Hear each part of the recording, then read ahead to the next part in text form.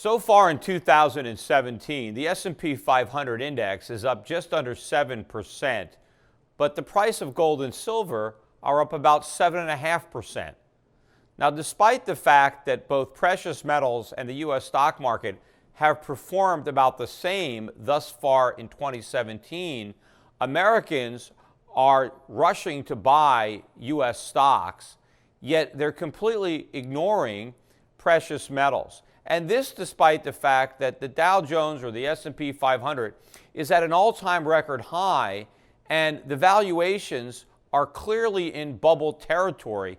Yet when it comes to gold and silver, even though they're doing well this year, gold prices are about 30% below their peak price in 2011, and silver is better than 60% below its peak price.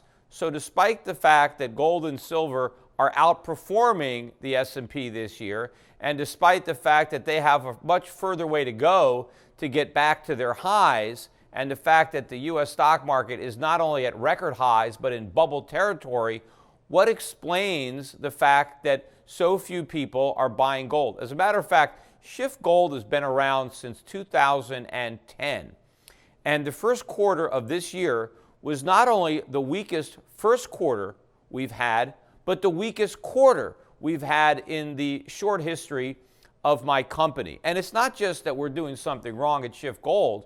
In fact, our wholesalers are telling us that we're actually doing better than most of our competitors, that we're actually gaining share in this shrinking market.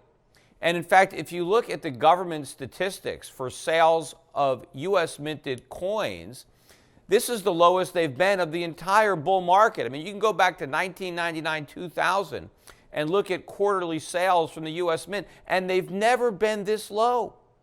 But it's not Americans. The rest of the world are still buying gold. Gold is still being purchased. After all, the price of gold is rising. It's had a very strong start so far to 2017. The world is buying gold. It's just that Americans are not. And so why is the world still bullish, yet Americans are bearish? And the only real reason I can come up with is Donald Trump. Donald Trump's election as president, for a lot of people, is a game changer. Think about the typical American buyer of gold. Who is he? I mean, I know a lot about American gold buyers because I've been selling them gold for many years. And most of them are Republicans. They believe in small government. They're worried about excessive government. They're worried about central bankers. They've been worried about Alan Greenspan and then Ben Bernanke and now Janet Yellen. They didn't like the direction the country was going in. They didn't like the growth of government. They didn't like the growth of debt. They were worried about the future of the country. They were worried about inflation. And so they were buying gold to protect themselves and to hedge against inflation. Well, once Donald Trump was elected, for a lot of gold customers, all that changed. They all of a sudden went from being pessimistic to being optimistic. All of a sudden, Donald Trump was going to make America great again. He was going to fix all the problems that gold buyers correctly perceived existed in the country. So people were buying gold for 8 years because of Obama, and they were buying even more gold when it looked like Hillary Clinton would carry on the traditions.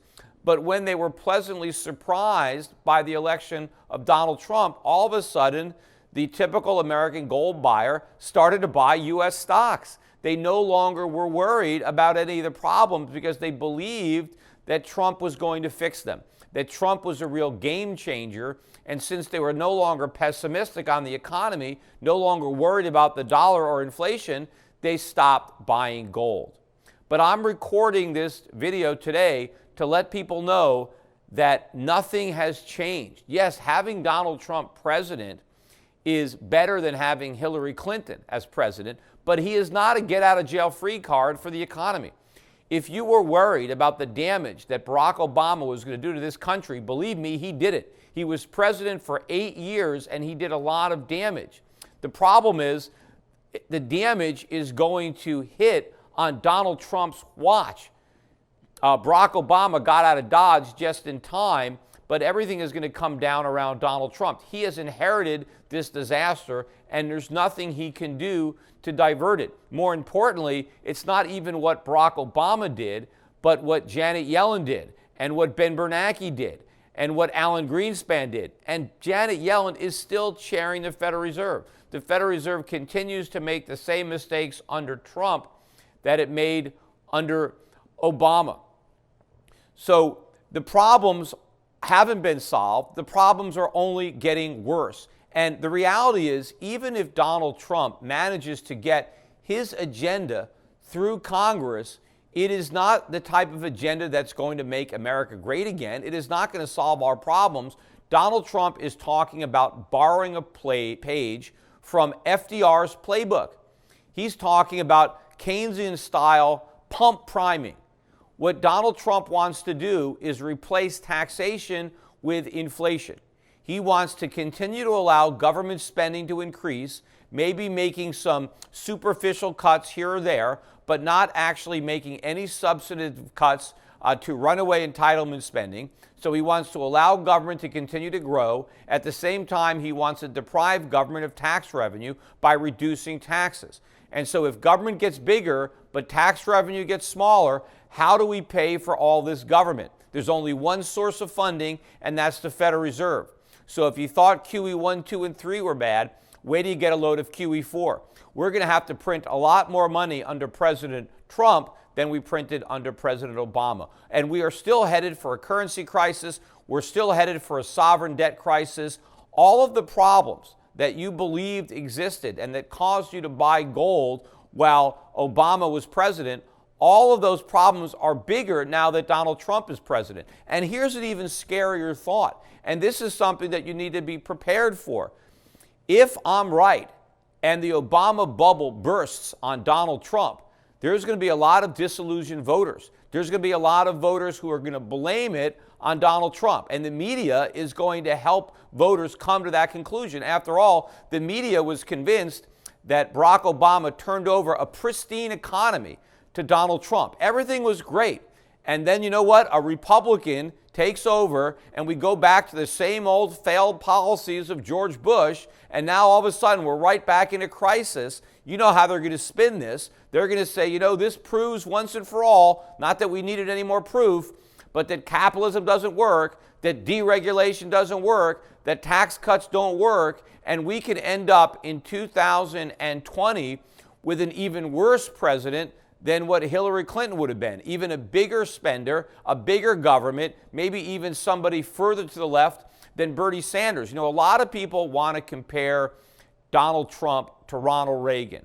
Well, you know, I think there's a greater chance that he's not the next Ronald Reagan, that he is the next Jimmy Carter, only the politics are reversed. Why was Jimmy Carter elected president? Because the economy was a mess following 8 years of Nixon and Ford, because of the monetary policies, and these were, you know, liberal Republicans, these were rhinos, these were Rockefeller Republicans, and the country was in trouble, and so they went to Jimmy Carter, an outsider, a peanut farmer. Maybe they'd give him a chance to turn everything around, and he didn't turn anything around. It got worse, and then we had a big shift back to the right, and we went back for 8 years of Ronald Reagan and then 4 years of Bush before the country went left again with Bill Clinton. Well, this time we had 8 years of Barack Obama, and despite all the hoopla in the media and the Federal Reserve and Wall Street, the economy got worse, and the average voter understood how bad the economy was, and they decided to give Donald Trump and the Republicans a chance. Well, when this bubble blows up on Trump's watch, and instead of a quick fix and you know, America getting greater and us being sick of winning so many times because, you know, or wanting to lose because we win all the time, when Americans end up being big losers, when the dollar collapses and inflation runs out of control and the unemployment rate picks up and the misery index goes up again, who are they going to blame? They're going to blame Trump. They're going to blame the Republicans, and we're going to go right back hard left to a big spending Democrat, and we could be stuck with the Democrats for another 4 or 8 years. And believe me, you don't want to wait till then to start loading up on gold and silver again, because believe me, you're not going to be able to buy gold for under $1,300 or buy silver for under 18 bucks if all this stuff happens. So what you want to do is start anticipating all of these problems, start anticipating the future instead of being surprised by it. Don't be lulled into a false sense of complacency. Look, you can hope for the best. Maybe I'm wrong, but you better plan for the worst and you better buy some gold. And probably the only thing better than buying gold is buying silver.